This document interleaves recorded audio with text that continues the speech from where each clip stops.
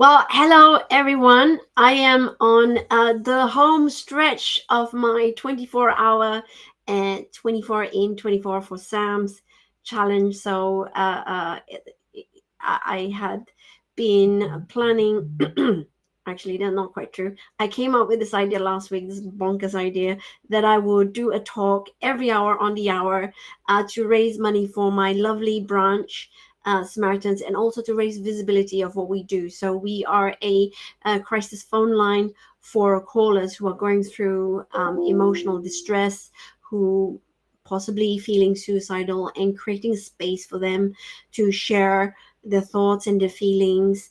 And hopefully, by doing that, we can reduce suicides. So, what I'm trying to do here every hour is creating space for conversations about things that matter to us. So a lot of people in my network are in the Salesforce tech industry, but today was focused more on the business of being human, I think. And one of the things that I posted was, all the talks that I'd done in Arpan here, and said, hey, I would love to hear a bit more about how do you manage your project manager. And I thought, well, okay, that has to do with like a human connection as well. So I'm happy to kind of present that. And I just want to thank Arpan for actually stepping forward to co-host this with me. So hi, Arpan. Hi, how are you? And I want to say I'm in awe of what you're doing, and I'm thrilled that you've shared a small sliver of this with me. And by the way, somebody who's in the 23rd hour of this, you look remarkably fresh. So share the secrets. It's my inner beauty. No, I have no idea actually. I was very good. I thought I would be, chugging coffee, but I had one matcha yesterday throughout the night because I didn't want a big hit of caffeine, and just finishing off this coffee, and then I'm done. And now I'm gonna have a shower and go to sleep after I see Ellie after this. So I am hoping that I have achieved my objective, if not hitting my fundraising target, but normalizing conversations about human relationships. So, Arpan, we first met on a call that Johan set up for helping first time speakers the last time. And then we just had a few minutes to speak before we went live. Can you just share with me the two sides of Arpan that you were telling me earlier on? Sure thing. There are two sides to me. One is the family man in me, and the other is the professional. The family side of me, I have two teenagers, so the this side of my bald patch I earned through them.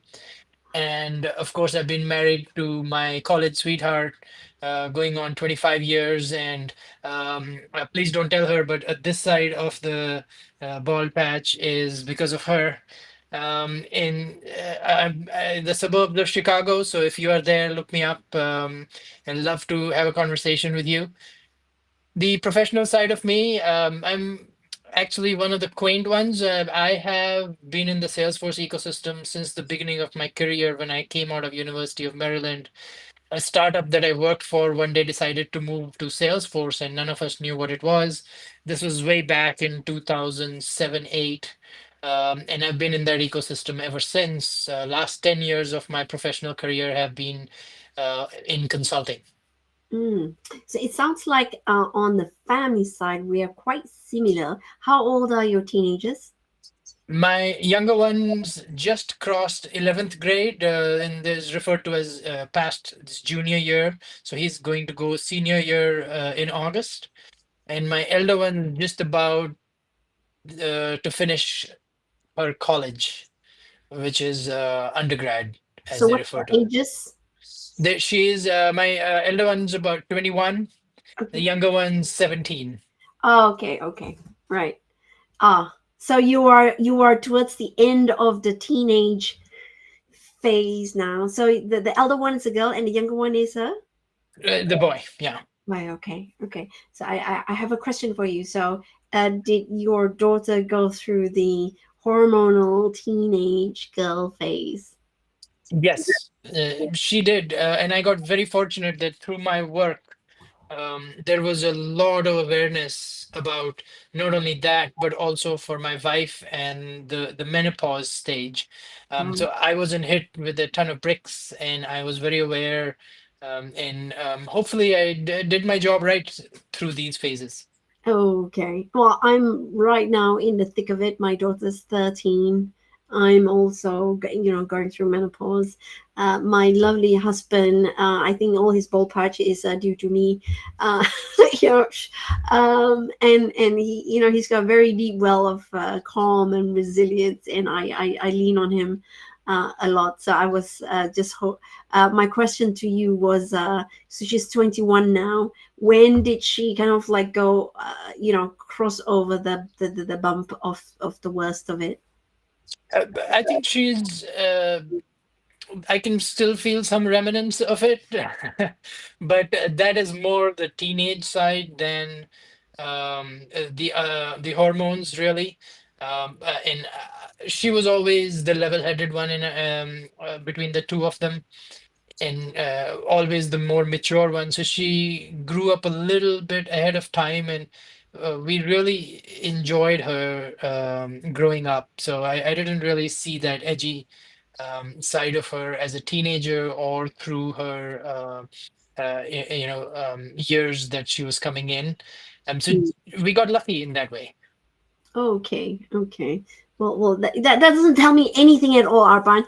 In terms of what I should be expecting as to, when is this going to be over? I think if it's over for her, I don't know about myself, because I'm still, short fuse and all sorts of like mood swings and things like that. But it's part of life, I guess. Okay. It does get better. That's all I can say. I don't know. Everyone says that. Let's see. What I want is like time bound. When she's 18, it will all be fine. But it's good. I am learning to be present during the process because sooner or later they're all going to leave, and I will be very sad that We, we are yeah. getting there. Yeah, and it is a bittersweet moment. You want your kids to go out in the world and be adults. Yet they are such a large part of your life for such a long part of your life that you can't help but feel the emptiness. Yeah. Yeah. Okay, I don't want to talk about that now. That's very sad. Don't want to talk about that. Um okay, so I wasn't organized enough to share my screen. I shall do that now. Just give me a moment. Um oh, how do I do that screen? So this is Restream, which is not like Teams or anything, but it's streaming um, to both LinkedIn as well as YouTube. Let me tick out the ticker. There you go. Okay, right. Okay. So the talk that you wanted me to cover is how to manage your project manager. Can you tell me why of all the list of talks that I put in my post that this one kind of like struck you most? I think it relates for the simple reason that it's got a direct correlation to both sides of me, the family man and the professional. In On the family side, as a parent, I've been in position of leadership. Me and my wife kind of lead our family, and we've gone through quite a phase with our children growing up when they looked at us as aspirationally, and I was Superman for both my kids, and I could lift up a chair which they could only fathom moving, leave alone lift up. And then I reached a phase where they hit middle school and they kind of sort of started realizing he doesn't know everything. And when they hit Mm-hmm. their teenage years, they were certain that he doesn't know anything.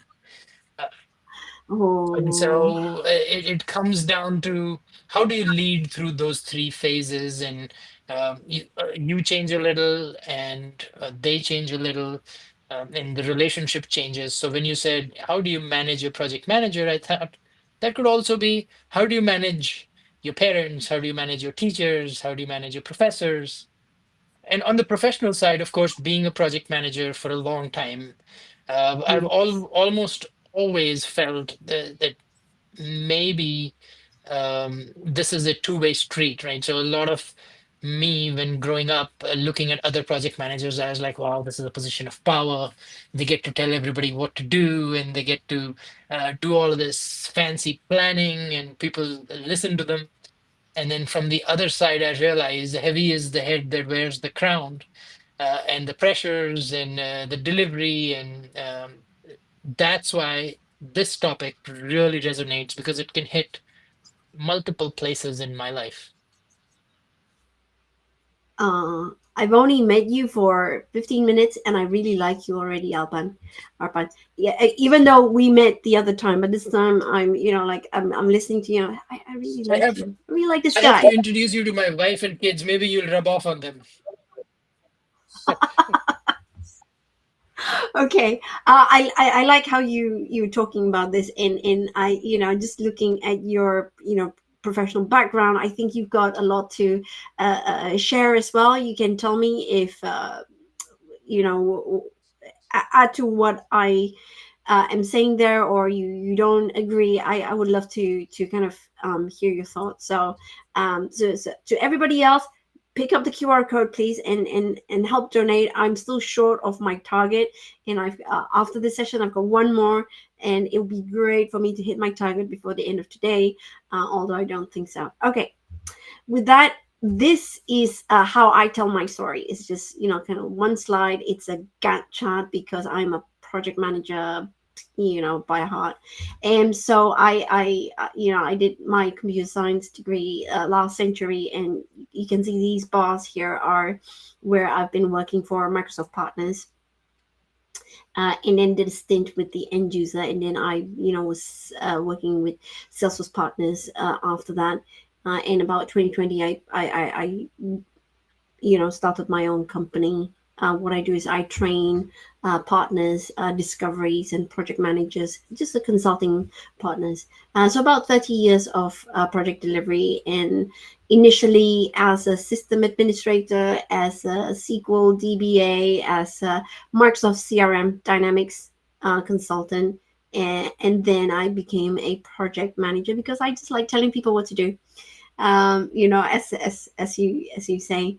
And obviously, the whole of today, I've been talking about the fact that I volunteer for SAMS, and how it is quite an integral part of my identity, especially since I started before my twins were born. So they turned 16 yesterday, so about 17 years ago. So I should update this.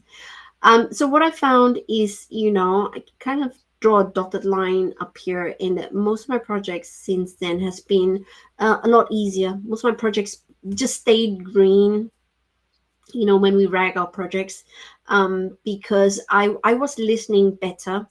I was coaching my team to listen better to each other, to me, to the client. And so a lot of the things that we would work on were just like technical challenges and puzzles to be solved. The human drama just kind of like fell away because there just was not so much anymore, especially when you create a safe space for people to share their thoughts, ideas, disagreements as well, which was quite prevalent in projects. um, and feel free to kind of chip in and go, offer your thoughts anytime. So you say you're in consulting. One of the things that I think about when we're in consulting is, how a new team forms around a project, Yeah. right? So I like that idea. So every project is, you have a new team, you suddenly have to get them all working in the same way.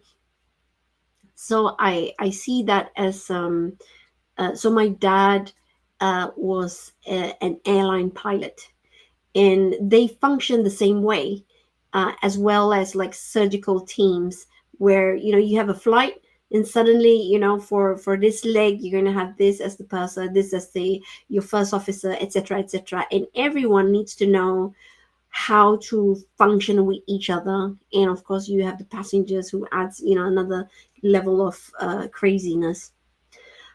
So what I was thinking was that um, um, a lot of consultants who work with me, they usually, in a large organization. I think you're with Deloitte at the moment, am I right? Yes, yes, Big Four, yeah. So How yeah, go ahead. gone? How big is your Salesforce implementation team? Usually 25 folks across three continents, typically You mean that is per project, or that's the per whole team? project. The actual practice is about 2-3 thousand people, but most projects by design now are compressed down to 25 people. Anything more than that, we are finding gets really unruly and difficult to manage. Yeah. So one of the things I'm guessing is that I was just looking at your title.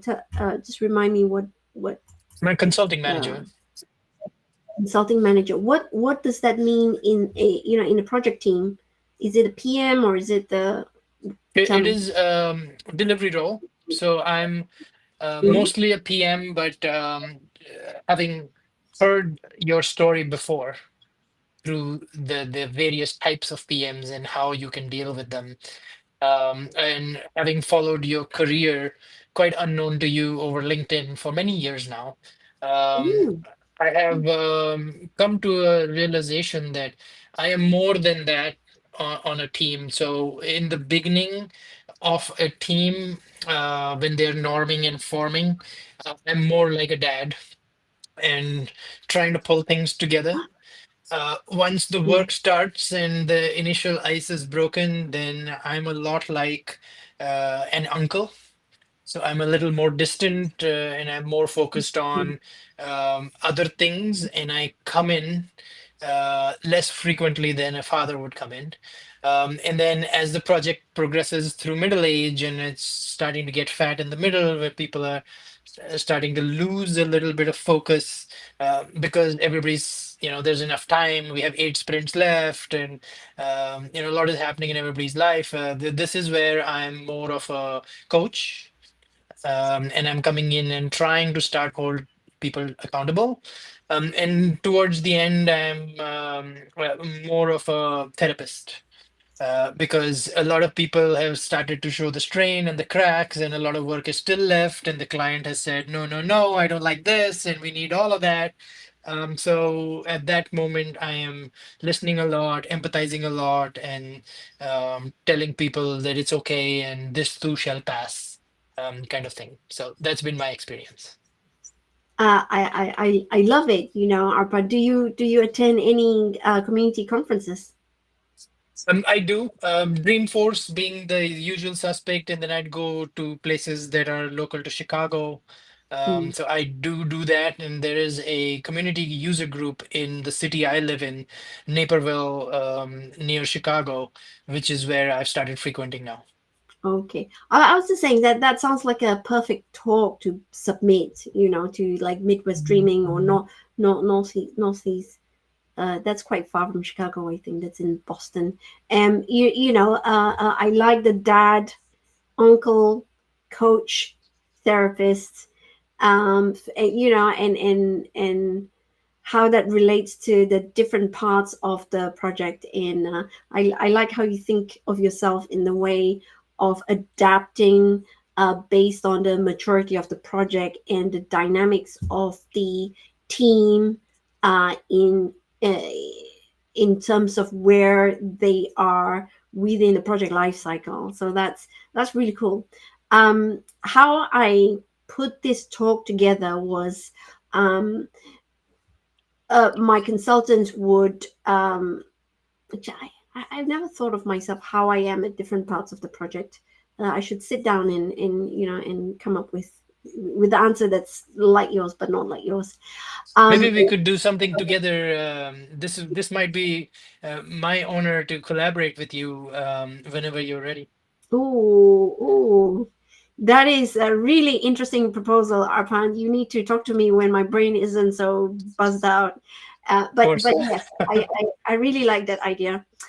So this particular talk came about.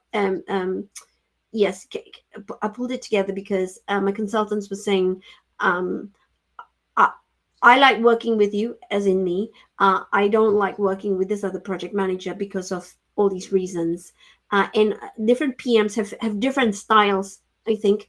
And our experience informs how we show up as a PM, both as a kind of like a people leader, as well as a from a subject matter expert of project delivery, if not the like cloud kind of like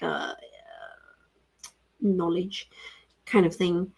So I frequently say, I used to head up the PM team in one of my previous roles. And one of the PMs in my team was a Marine for 12 years. So his style is obviously very different from mine, whereas I rose up from a technical arena, but in an infrastructure way as opposed to a developer. So I'm more comfortable in the architectural side of things. So what I can say, what I can talk about, and discussions are very different from what my friend Ryan would be discussing with his team. But what I wanted to do was to break down behaviors and help people understand how to deal with a different persona. So let's dig in. This conversation is very good, and I'm over time already, but we'll pick up in a different uh, way. So we have panicky project managers. I think you probably know some of them. I definitely know a few of them who um, aren't used to being calm and collected, and more like the oh my goodness, the sky is falling kind of management style. So what I tell people is, we need to understand um, what that behavior is driven by, and is really by a fear of failure.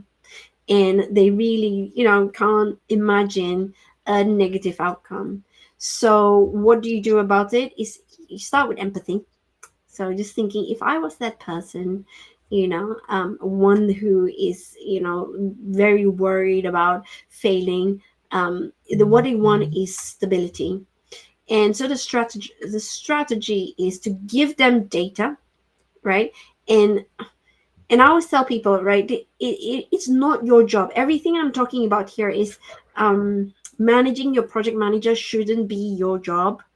But alas, there are different flavors of PMs, and we have to find a way to manage up. So provide data to them so that they feel more comfortable, small steps, and then give them many backup. Okay, if this doesn't work, then we can do this. If go live doesn't work, we can use this other way of doing things. If this app doesn't work, we can look at it. It just kind of like calms them a little bit. And again, going back to what you said about parenting, I think sometimes when I'm in that state, when my child is telling me, Mom, I'd like to go down to London by myself, I'm like, no, no, no. If she followed this, I probably will be okay. Here you go, here's my credit card, go and spend. No, actually, no, that's never ever gonna happen. Okay. She might surprise you, but I think on the panicky side, there's a good way to manage this, but there's another mental model you can put on it. Mhm. And that Yeah. mental model is best explained by an analogy that I can come up with is the Noah's Ark was built by amateurs while the Titanic was built by professionals. And if you Yeah. want, I can dig into that. Yeah. Yeah. Is what happened with Noah's Ark was people who liked each other and understood the mission and were walking together, and it just got it done. And the Titanic was an unsinkable ship built by the best engineering and management minds of the time, and yet sank when it hit its first iceberg. So sometimes you've got to go that extra mile to realize that the adult in the room is also human, and you started with that here, which is what I really liked, is you have to empathize with what's happening versus start judging it and saying, oh shit. Mm, And we in our lives are managing upwards all the time, especially our kids. They're managing us since they're terrible twos, and they know how to push our buttons. They know how to, roll their eyes, and they know how to bat their eyelids when they have to. So it's like quite interesting how they're already doing that. And then they have to manage their teachers, and they have to manage their professors, and they will have to manage upwards their entire lives. And this is good training for somebody to say, if he's panicky, you empathize and then you manage. mm. And don't think of it as a job. Think of it as, if we can get it to the Noah's Ark, and if we can all just get it to a point where everybody is feeling safe, including the adult in the room, then good outcomes will happen. Otherwise, we might end up building the Titanic. I love that. And Arpan, at some point, I would want to dig into that a lot more with you. Yes, I like that analogy, but there's still yeah. Okay, right. So Gianni has asked about this. First steps towards project management role, qualifications essential. What are your first thoughts? Very straightforward. And this is a question that I've written about a lot. Project management is a state of mind. Mm, It's not a profession. The Project Management Institute had to build this profession because 60% of construction projects were failing at one point and they didn't know why. So they had to organize the body of knowledge.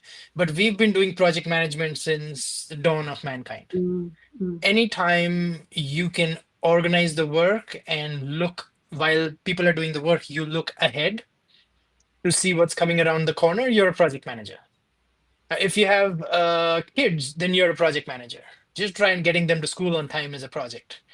And if you ask my wife, it's a program that never ends. oh, So 100%. I would say if you have the mindset, then the first step towards getting to be a project manager could be one of many. For example, you could go to a nonprofit and say, I can manage this for you because I'm organized and I can think two steps ahead. And they're more than happy for the help. If that's not what you want to do, then in your existing job, when you see, go and work for a panicky project manager, and True. then help do what you are saying here. Show empathy and help them get organized. Mm, They'll love you for it, and the environment will see the effect you're having on them, and you will be pulled into this role automatically. You could also go the route of certifications, and you go and mm, study the body of work and all of the knowledge areas. You give an exam, and then you can tell the larger recruitment ecosystem that you are ready. You at least have educational knowledge. And you can, if you're really curious and really want to do a good job at this, start a project for yourself. You're doing that already, probably, but this time you do it consciously. Organize a big birthday party and do it in an organized fashion and create all your artifacts and plan ahead and do your contingency planning, do all of that. And then you'll suddenly realize you've always been ready, you just didn't know it. And now you have to convince other humans that you're ready, which is by sometimes helping out and putting a hand up and saying, I'm willing to do more than my job. And that could also be, I'm going to manage the project manager. mm, mm. So much to unpack there, Arpan. I don't know. I'm interested in hearing your view because Yeah. you've written literally a book on this. So, Oh, not yet, not yet. That will be book number 7, actually. okay, Project Management 101. But it's up I here. will buy it. Okay. So honing in on Johnny's question, you've given really broad. I love it. It's very comprehensive. I think the question to ask beneath that is, do you want to master the art of managing projects, or do you want to get a job? I think, and the various things that you suggested goes towards, gaining the skills, planning your own project, or managing your project manager, or going to a non-profit. Those are the skills that you're going to acquire, to the craft. Whereas getting um, certification and qualification, it's just like, just like the questions in the ecosystem. How many certs should I get? The certs more valuable than experience? It's going to be that kind of questions. It depends on what you're looking to do, whether to learn the craft or to get a job. I think for the larger organizations, to get a job, um, get the cert and then insert yourself into. So, for example, Capgemini, where I was at, had really amazing internal training programs for what they call engagement managers. And what I like about that program was that it teaches you what good looks like, what gold standard looks like. If you were to work for a nonprofit or that sort of thing, you're scrappy. You learn how to get stuff done, but you've never been exposed to what gold standard looks like. So that's different angles to this particular question, which we don't have the time to dig in, but I would love to. This is my love language. At some point, Arpan, maybe you and I should just start a project management podcast, because I could talk until. Absolutely. Yeah, I can see your eyes have lit up. So Yes. this hit No, home. I'm supposed to be sleepy, but I'm not, because you just hit on, my favorite topic. Right. So that's one. So the second one is the micromanaging project manager, and we kind of know, um we know people like that. Sometimes I'm like that. And so, have you finished it? Can I move your story on my Kanban board? When can we deploy? Why so many blockers? Why is it not done yet? We all know a variation of a micromanaging parent or project manager. And again, it's very similar. If as we go through, behaviors driven by fear of failure. I don't want to fail. I don't want you to make me look bad. And you know what? I can't trust you to do the work, which is why I am on your shoulder. So again, what to do about it is to empathize, right? You see somebody like that, this person is kind of insecure, has a lot of anxiety. We talked a lot about anxiety today. And what do? Proactively share, and no such thing as over communicate all the time, every hour, until they get completely fed up and they know, right, you're keeping me up to date. You are supposed to be 50% done on your user story. You are 61% done. Well done. I'm glad. So the more you do that, the more you generate the trust in them. What do you think, Arpan?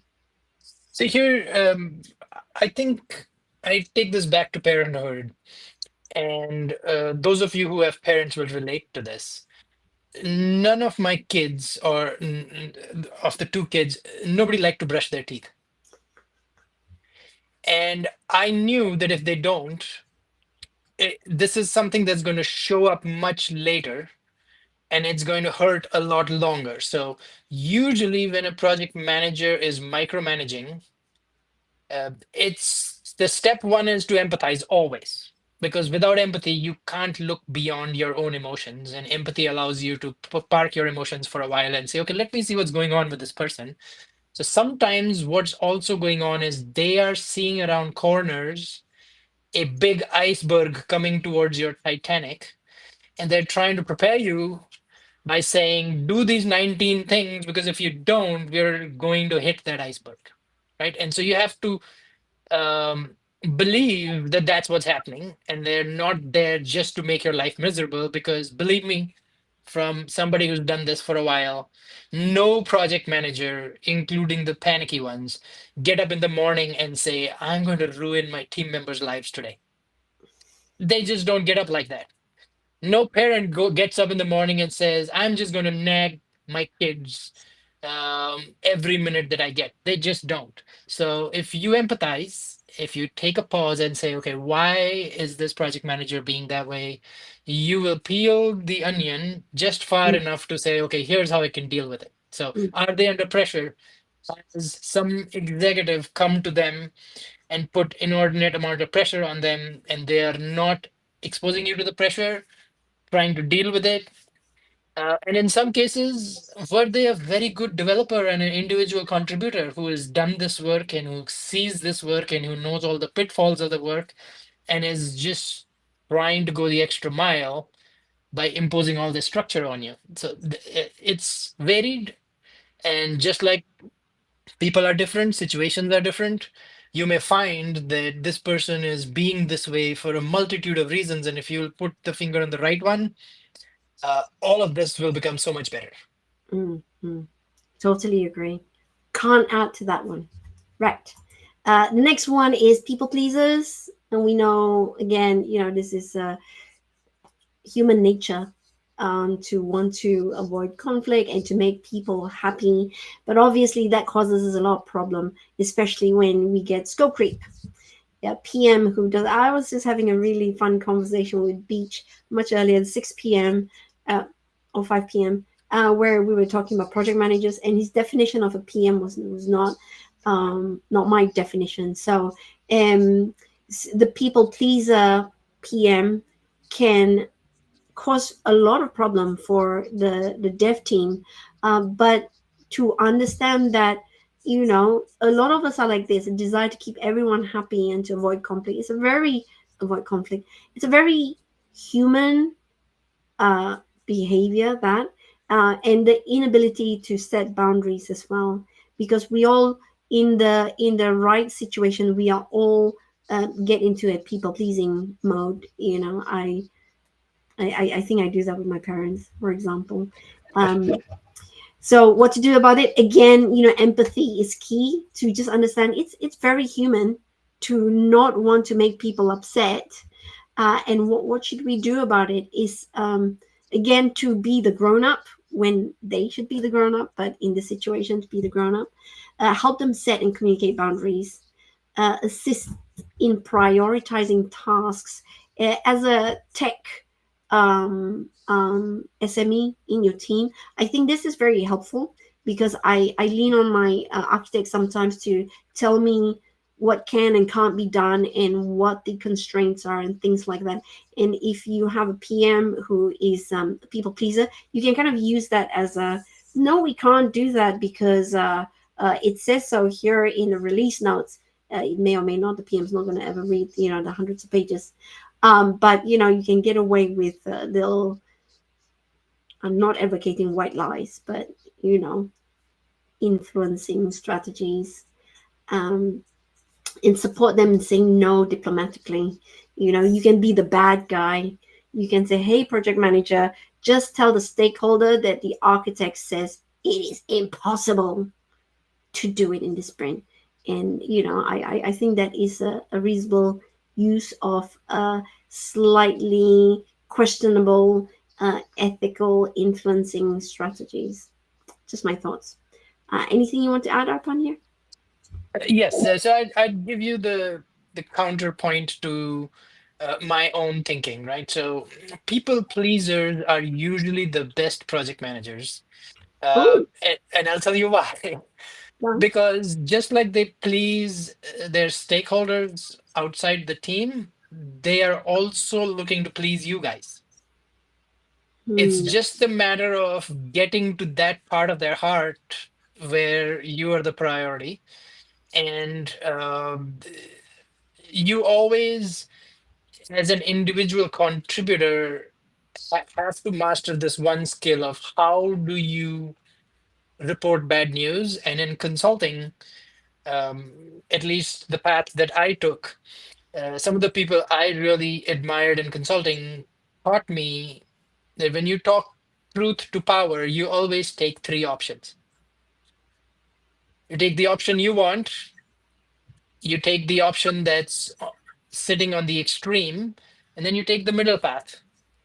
And Yes. it's always better for a people pleaser to see the options and the consequence of their actions by themselves And from there they go to, instead of pleading or pleasing upwards, they start saying, hey, this is a good team, they've got my back, let me present these options upwards.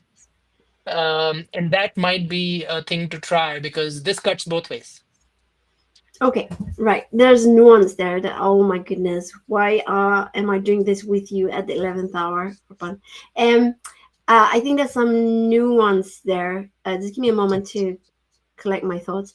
I think that's slightly different because for two things. One is there is when maybe it's an experiencing. So some of the people pleasing project managers that I have been exposed to, usually there is a power dynamic there in that they are more likely to not want to be in conflict with people in high power than in their teams. So this is what I am uh, talking about here. And the second thing is the what you're talking about is a people pleaser who's also self-aware and grown up enough to take the option and the recommendation and then putting that forward. What I've seen sometimes is that that is not usually the case. They would go for the path of least resistance because I don't want to make him mad. You might be right, but I still don't want to make him mad. So the easy way in this particular situation is I would tell my architect, say, just take the hit, be the bad guy, and tell your PM that it's technically not possible, or help them say no to protect the team. But there's many layers that, again, maybe Yes, it's very contextual and there's lots of nuance there. yeah, You're absolutely right. podcast episode, I'll say. Yeah. Right. Okay. Next, surely we can do more with less. Surely you don't need your sleep. You know, uh, PMs like that, those who try to smush the iron triangle and say, right, you can, we're going to add more scope, but you can still do that, or we can do it quicker and things like that. So slightly different nuance there. Again, it is driven by wanting to look good, right? Look, you gave me a project with these requirements. We said we would do it in 12 months, but hey, look, we've now done it in 8 months, and we've added agent force, and we've cleaned all the data and zero tech debt. How about that? I look like a hero, for example. Again, it is a human behavior about that. To show that they can add value. So the strategy here, again, like all the things that I put there, the PM should be doing that, not the dev team or the architect. But again, when you have a PM who's not stepping up to their job role, you're going to have to. So help to set the scope and get the sign off, especially if the PM is not doing that. Implement formal change control. I think that is much more of a discipline in our consulting practice, less so on the client side. So again, I'm thinking back of the conversation I was having with Beach earlier on with his internal projects, and helping your PM to prioritize requests. Again, these are PM tasks. You shouldn't be doing that, but a lot of PMs aren't stepping up to that. I'm going to go to the last one. I think this is the last one. Yeah, the last one. A lot of PMs are like this, right? Who don't quite understand the concept of governance or managing risks, and they just going headlong into projects on a wing and a prayer, much like, I guess, a teenager who doesn't understand the ramifications and consequence of a lot of the action. So again, behavior is driven by why are they doing that. They might be the kind of people who are risk takers, want to show you're cutting edge, try this new thing. I was on projects like this. I was on the first Salesforce and Marketing Cloud, is it no, Commerce Cloud integration before there was any connectors. So that, that's the video where you got a train going, and you're laying the track as the train's going. That was how cutting edge we were. We don't know if it's going to be successful, but we're going to do it anyway. So if you're the tech team, that could be quite worrying. So empathize first. This person is a little bit courageous. Those are such positive words. I can come up with other words.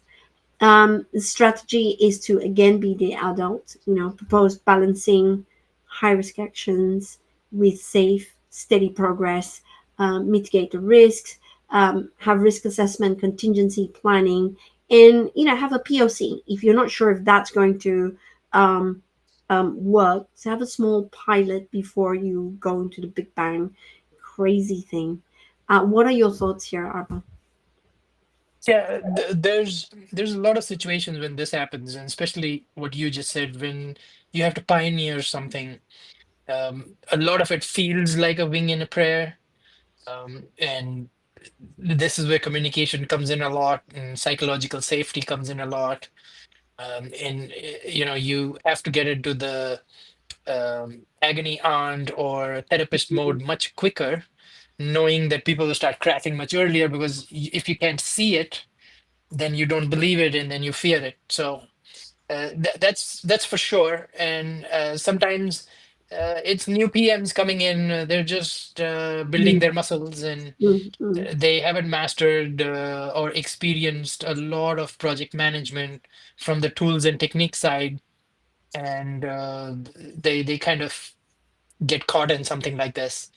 And then it doesn't help that most IT projects are under pressure of time. Stakeholders are beating down the door and they want it faster and they want more innovation. Budgets are never, I've never been in an organization where they said, you have all the budget in the world, go do whatever you want. right. And so it's always less money, less time, and Always. that's the name of the game. And if you're uh, a little bit inexperienced, you can get caught in some of this quite easily. Oh, 100%. I think everything you say is so true. It's the junior ones who want to flex first and then ask questions. So just a quick summary. The key is empathy in every relationships. Understand why people do what they do. Again, I like that. We can apply this to parenthood as well. Then design a strategy. We've all I've been I should put that I've been one of all these personas at some time in my career. And so summary is, if you want to manage a PM, or if you want to manage your life, here's my formula for success. Yeah, I agree with this one. This is how to spot a bad project manager. Right, something's coming up, and all they do is react. My son found this picture very funny for some reason. Just going, ow, ow, ow. But a good project manager will anticipate, mitigate, and respond. That is, I think, the mark of a good PM. So just it's two. It's 10:50 now. 10 minutes before my next session. We have to continue this conversation at some point, but this is like at the end of my session. It's empathize, understand, and as a PM, it's anticipate, mitigate, and respond. And if the grown up is not there, you got to do it. Yeah. Absolutely. Well, this has been really really fun to converse with you, Arpan. I feel you are my project manager soulmate. At the moment, we will have to continue this conversation in another platform, another way. And thank you everybody who has commented. Before we go, sorry. So, um, donate, donate, donate. Right, I'm not too far from my target. If you have found this useful, I hope that you will find a way to apply it, either as a parent or as a project manager or at work. And I want to thank you, Arpan, for so engaging. I really like you. Don't tell your wife that, not in a romantic way, but it's just been really fun having this particular conversation with you. And thank you for giving your time to co host this with me. So, This was an honor for somebody who has followed your career for this long. I'm thrilled to be here, and thank you for doing what you're doing. It's very inspirational. thank you so much.